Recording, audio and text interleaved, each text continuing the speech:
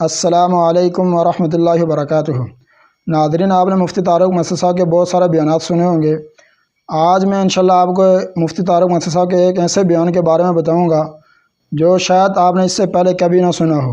آپ وہ بیان پورا سنیں اور اس کے بعد اپنی رائے کامنٹ میں دیں۔ مفتی طارق مسعود صاحب نے جو بات کی ہے، آج جو ہمارا معاشرہ دن بدن بگڑتا جا رہا ہے اور ہمارے معاشرے میں دن بدن بے حیائی بڑھتی جا رہی ہے اور لوگ نکاح سے دور اور بے حیائی کے قریب ہوتے جا رہے ہیں، پہلے آپ ان کا بیان سنیں، اس کے بعد انشاءاللہ بات کرتا ہوں۔ اللہ کا واسطہ دے کے کہ اپنی اولاد کو جہنم کی آگ سے بچاؤ۔ تم یہ زانی بن رہی ہے، شرابی بن رہی ہے، یہ اولادیں یہ تبلیغ میں 4 مہینے لگا لے گی پھر بھی زنا کرے گی۔ پوری ذمہ داری کے ساتھ مسئلہ بتا رہا ہوں۔ بیٹا کماتا ہے، باپ اس کو شادی کی اجازت نہیں دیتا تو باپ کی اطاعت اس میں واجب نہیں ہے۔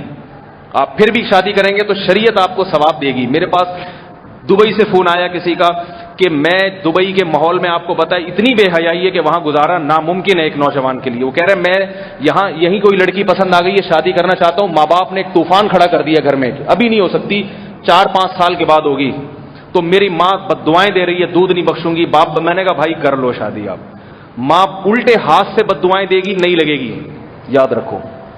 اس موقع پر شریعت نے ماں کو بیٹے کو شادی سے روکنے کی اجازت دی نہیں ہے۔ ماں گناہگار ہو رہی ہے۔ آپ شادی کریں، کوئی مولوی صاحب یہ مشورہ نہیں دیتے، سب کہہ رہے ہیں ماں باپ کے حقوق۔ میں نے کہا بھائی میں آپ کو مشورہ دے رہا ہوں، میں بھی الحمدللہ مولوی صاحب ہوں، جامعۃ الرشید سے فارغ ہوں، 15 سال سے وہاں پڑھا رہا ہوں اور الحمدللہ 15-16 سال سے فتویٰ کا کام باقاعدہ علماء کی نگرانی میں کر رہا ہوں۔ تو ٹھیک ہے ہم اتنے بڑے نہیں ہیں مگر خالی بھی نہیں ہیں، ایسا بھی نہیں ہے کہ ہم کو بہت بڑے عالم ہوں مگر علم سے ایسا بھی نہیں ہے کہ بالکل ہی خالی پوٹلا ہوں، ایسا بھی تھوڑی بہت 2-4 ABCD ہم نے بھی علم دین کی پڑھی ہے۔ تو آپ پوری ذمہ داری پہ شادی کریں، کیونکہ آپ شادی نہیں کرو گے، اگر آپ نے کوئی الٹی سیدھی حرکت کی تو الٹے لٹکے ہوئے ہوگے خود بھی اور ماں باپ بھی الٹے لٹکے ہوئے ہوں گے۔ تو ماں باپ کو بھی الٹا لٹکنے سے بچانے کے لیے خود بھی شادی کر لو، اجازت نہیں، چھپ کے کر لو شادی، بتاؤ ہی نہیں ان کو، بیوی کو رکھو، ساری زندگی رہو گزارو، ابا اماں کو بتانے کی ضرورت، اگر بعض ابا اماں اتنے خطرناک ہوتے ہیں کہ اگر شادی کا بتا دیا خودکشی کر لیں گے وہ، تو یہ ہو رہے ہیں نا ابا اماں ایسے ہیں، تو کیا کریں ہم، کرو بھائی نکاح۔ اس لیے نوجوانوں کو پوری ذمہ داری پہ کہہ رہا ہوں، دھڑا دھڑ جاؤ اپنی شادیاں کرو۔ مجھے پتا ہے بہت سے لوگوں کو یہاں غصہ آ رہا ہوگا کہ ہماری اولادوں کو بگاڑ رہا ہے، آنے دے غصہ، میں پرواہ نہیں کرتا، کیونکہ خدا کی قسم میرا دل چاہتا ہے میں کشکول لے کے کھڑا ہوں آپ کے سامنے، روؤں آپ کے سامنے، ہاتھ جوڑوں۔ شریف خاندانوں کے گھروں میں جو زنا ہو رہا ہے اور جس طرح اولاد زنا کی طرف مائل ہو رہی ہے، اللہ کا واسطہ دے کے کہتا ہوں، اللہ کا واسطہ دے کے کہ اپنی اولاد کو جہنم کی آگ سے بچاؤ۔ تم یہ زانی بن رہی ہے، شرابی بن رہی ہے، یہ اولادیں یہ تبلیغ میں 4 مہینے لگا لے گی پھر بھی زنا کرے گی، یہ تبلیغ میں سال لگا کے آئیں گے پھر بھی زنا کریں گے۔ اللہ نے زنا سے بچنے کے لیے تبلیغ کا راستہ نہیں دیا، شادی کا راستہ دیا ہے۔ خانقاہوں میں بیٹھ کے بھی یہ زنا کرے گا، خدا کی قسم زنا کرے گا یہ، کیونکہ اللہ نے زنا سے بچنے کے لیے شادی اور نکاح کا راستہ دیا ہے، خانقاہوں کا محاسب و مراقبوں کا راستہ نہیں دیا۔ قرآن میں جہاں بھی زنا سے بچنے کا حکم ہے آگے شادی کا حکم ہے۔ اس لیے میں کہہ رہا ہوں نوجوانوں سے جو کما رہے ہیں، جو بیوی کو رکھ سکتے ہیں اپنے خرچے پہ، ماں باپ کو اطلاع دیں، ان کو اعتماد میں لے کے کریں، ثواب ملے گا۔ اگر ماں باپ روکتے ہیں، ماں باپ کی ایک نہ سنیں اس میں، نکاح کرو، خدا تمہارا ساتھ دے گا۔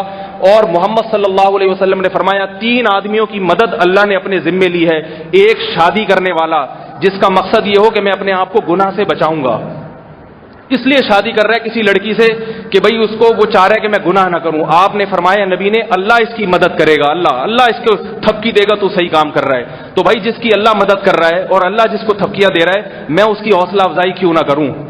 میں نے علم اس لیے حاصل نہیں کیا کہ معاشرہ جو کہہ رہا ہے میں اس کے پیچھے چلنا شروع کر دوں، میں نے علم اس لیے حاصل کیا ہے کہ میں جو اللہ اس کے رسول کی بات آپ تک پہنچاؤں، آپ کو اچھی لگتی ہیں سنیں، ورنہ کہیں اور مسجد میں جا کے بیان سنا کریں۔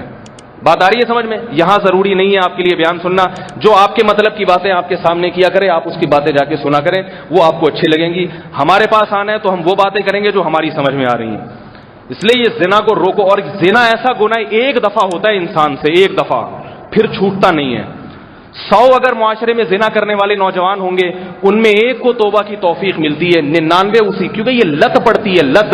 فری میں جب اتنا مزہ آتا ہے تو پھر انسان بیوی کے خرچے پالنے کے لیے تیار نہیں ہوتا۔ وہ کہتے ہیں، اور پھر بیوی آ بھی جائے گی تو جس کو 10 لڑکیوں کے چسکے لگ چکے ہوں، وہ کیسے اس کے حقوق ادا کرے گا؟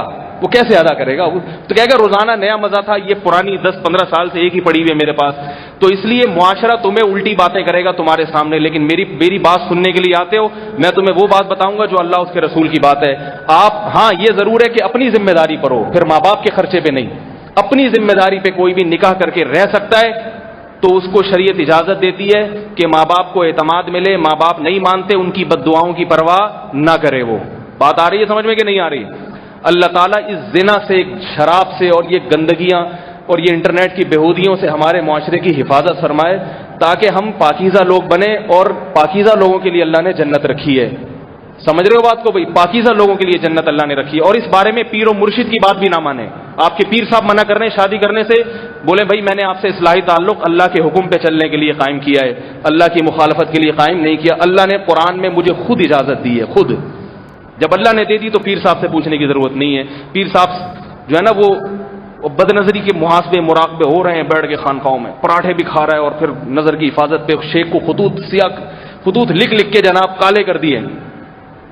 میں ہوتا کسی کا شیخ، میں تھپڑ مار کے کہتا جب اتنی مصیبت آ رہی تو شادی کرنا جا کے تو کیوں ہمیں بھی پریشان کر رہا ہے، دوسروں کو بھی پریشان کر کے رکھا ہوا ہے تو نے. تو اس لیے جو نیچرل طریقہ ہے نا، نیچر کا کوئی بھوک کا سب سے بہترین علاج کیا ہے؟ روٹی کھا لو. اور آپ محاسبے کر رہے ہیں بیٹھ کے، نہیں یہ نہیں کھانا میں نے، کہیں یوں نہ ہو جائے یوں نہ ہو جائے. بھائی کھا لو، خرید کے کھاؤ حلال طریقے سے. تو اسی لیے اللہ تعالیٰ نے نوجوان میں جو شہوت رکھی ہے، عورت کی طرف مائل ہو رہا ہے، وہ اس لیے نہیں رکھی کہ اس کو کچلا جائے، اس لیے کہ تاکہ یہ مہر دے کے دلہن بنا کے گھر لے آئے اس کو. ایک پروسیس رکھا ہے کہ طریقے سے کام ہو، جانوروں کی طرح، انگریزوں کی طرح نہ ہو کہ پارک میں لے کے ادھر بیٹھا ہوا ہے ادھر بیٹھا ہوا ہے ادھر بیٹھا ہوا ہے، کسی کو لے کے ادھر گھوم رہا ہے، کبھی وہاں پکڑا جا رہا ہے، کبھی ادھر نظر آ رہا ہے، کبھی اس کے پاس بیٹھا ہوا ہے، کبھی اس سے دوستی. لڑکیوں کے فون آ رہے ہیں، ایک لڑکے سے دوستی ہوتی ہے.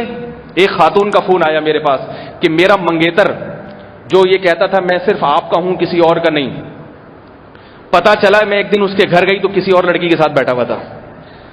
پھڈا ہو گیا، جھگڑا ہو گیا. ابھی شادی کے دن آ رہے ہیں اور یہ منگیتر صاحب 3 لڑکیوں سے دوستی لگا کے گھوم رہے ہیں. جھگڑا ہو گیا، منگنی ٹوٹ گئی. پھر اس لڑکی کا فون آیا میرے پاس کہ میں کیا کروں، میرے منگیتر مجھ سے معافی مانگ رہے کہ میں آج کے بعد صرف تمہارا ہوں کسی اور کا نہیں ہوں. میں نے کہا توبہ کرنے والے کو تو اللہ نے معاف کرتے ہیں، چھوڑو آج کل رشتوں کی بھی کمی ہے، آپ کر لیں اسی سے کر لیں شادی. تو وہ بھی مان گئی، وہ لڑکا بھی رو دھو کے. اب شادی کے دن سے 2-4 دن پہلے پتا چلا پھر کسی 2 لڑکیوں کے ساتھ موٹر سائیکل پہ گھوم رہا تھا. وہ تو کسی نے دیکھ لیا، محلے والے نے 2 لڑکیاں بٹھا کے گھوم رہا ہے. پھر اس لڑکی کا فون آیا، میرے ابا نے دیکھا ہے. کیا میرے ابا رکشا چلاتے ہیں، وہ پورے کراچی میں گھومتے ہیں، وہ سب پہ نظر رکھتے ہیں. ابا نے دیکھا کہ وہ بندہ پھر کسی لڑکی کے ساتھ چپک کے بیٹھا ہوا ہے اور پارک میں جا رہا ہے. تو خون کے آنسو رونے کا دل کرے گا کہ نہیں کرے گا؟ ہے بھائی، کیوں اس لڑکے کے ابا نے اس کو اس کا عادی بنایا ہے. ایک تو منگنی کر کے 2 سال تک اس کو ڈیلے کیا ہوا ہے. بھائی جب منگنی کرتی دھڑاک سے شادی کرو تاکہ گھر میں بیوی آئے، وہ پھر نگرانی کرے گی. اس کو چھوڑا ہوا ہے ایسے ہی. شادی ابھی 4 سال کے بعد ہوگی، ابھی تم اپنے پاؤں پہ کھڑے ہو جاؤ.